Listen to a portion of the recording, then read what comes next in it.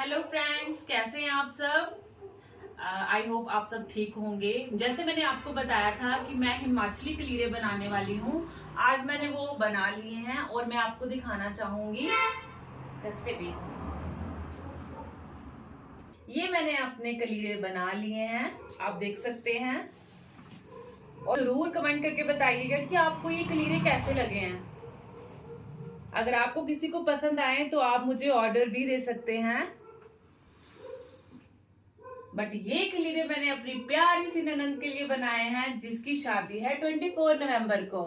तो I hope उसको भी बहुत पसंद आएंगे। आप भी मुझे जरूर बताइएगा कि ये कैसे लगे आपको।